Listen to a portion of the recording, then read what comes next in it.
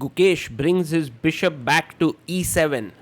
He's playing against Praggnanandhaa in the first round of the Sinquefield Cup 2025. The knight comes out to f3 and now Gukesh hits in the center with c5. Let's have a look at how the game began. Pragg with the white pieces opened with d4. Gukesh went knight f6, c4, e6, knight to c3, and we had the Nimzo Indian. e3, the Rubinstein system, was Pragg's response. Gukesh castled, and now bishop came out to d3. d5, all very standard, and now Pragg asked a question to Gukesh's bishop. The most natural move is to take the knight on c3, but Gukesh responded with d takes c4. Bishop took back, bishop came back to e7, and this is how we reached the position in the game. For both the players, this is a super important game. Praggnanandhaa castles over here, and Gukesh now plays his pawn to a6. Somehow, from a Nimzo Indian, the position has the contours of Queen's Gambit accepted, and Gukesh takes on d1. Now, this is slightly weird because he could have taken on c5 and allowed Pragg to exchange, but he took rook takes d1, and from the time usage, you can see that Pragg is actually super well prepared. He brings his bishop back to e2 by just taking 2 minutes, while Gukesh has 1 hour 12 minutes on the clock.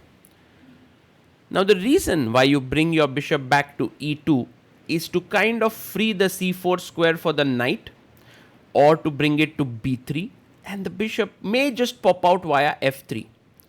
Pawn comes up to b4, attacking the bishop. Now, the most natural move is go back to e7.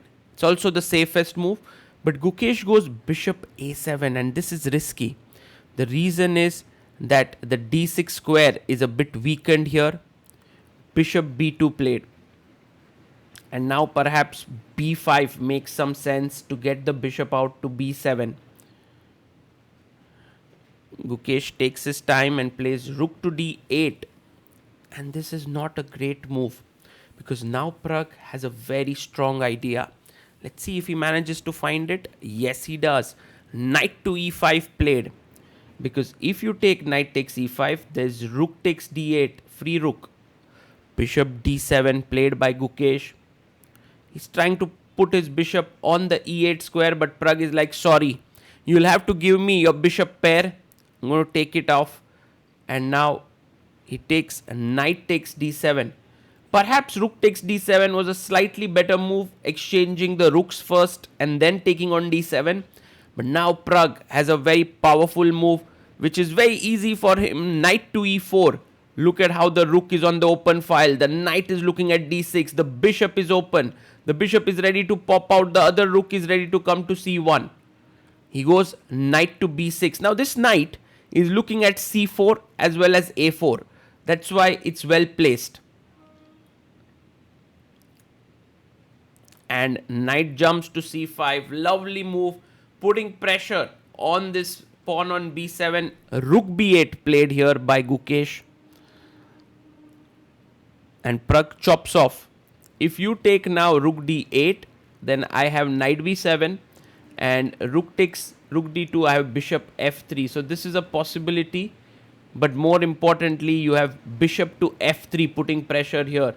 Regardless, Gukesh goes knight takes d8, and now Pragg brings his bishop in, putting pressure on the rook. If you go to c8, I have knight takes b7, knight takes b7, bishop a6, winning the house, which is why he goes rook to a8, and now pawn comes up to e4, stopping knight d5. Look at how all the black pieces are completely poorly positioned. Bishop to b8 by Gukesh, trying to trade at least one bishop. If he manages to do that, at least he'll be able to move a bit. But Pragg can avoid it. When you have more space, it makes sense to avoid it. Yes, bishop d4, a good move, putting pressure on the b6 knight. Knight goes back to c8. Black pieces are a picture of complete discord.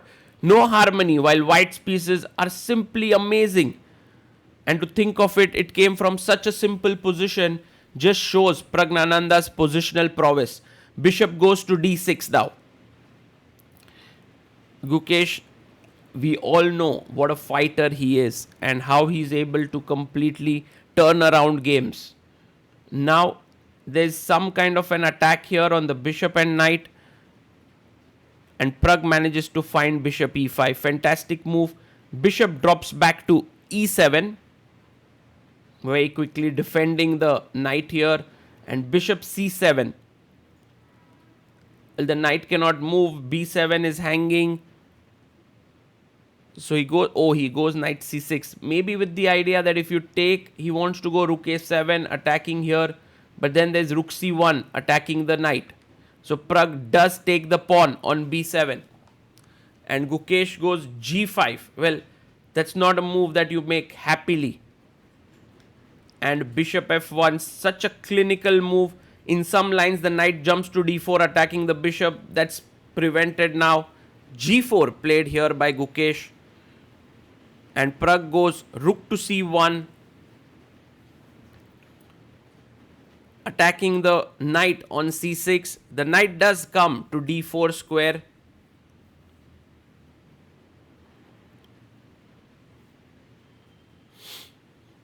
And Praggnanandhaa pushes his pawn to a4.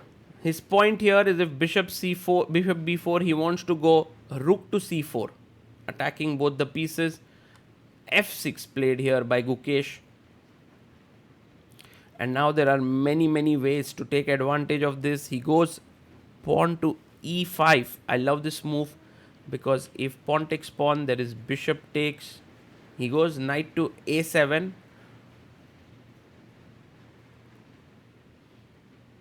And bishop comes out to d6. Plays his bishop to d6. And knight a to c6.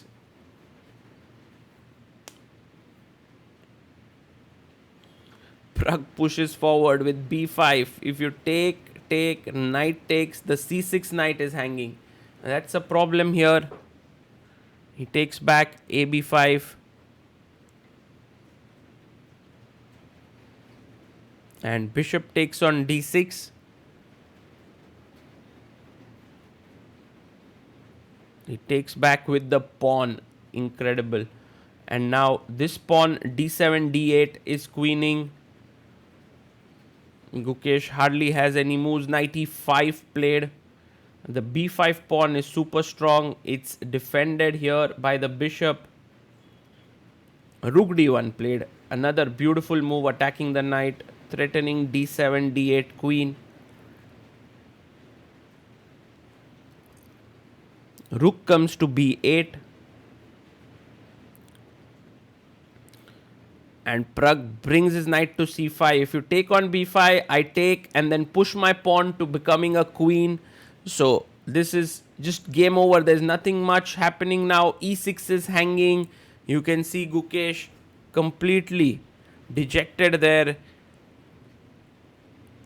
Right from the opening, he did not play so well, while Praggnanandhaa was absolutely flawless, in top shape there. And Gukesh resigns. Pragg scores a win. His first classical win over Gukesh since 2022, I believe. The last time Pragg won was in Reykjavik Open in 22. And since then, Gukesh has beaten him several times, especially in the candidates. And Pragg scores a resounding win here. Starts off the Sinquefield Cup with 1 out of 1. And Gukesh will have catching up work to do. But overall, an amazing game for Pragg. Just shows what top shape he has been in the year 2025.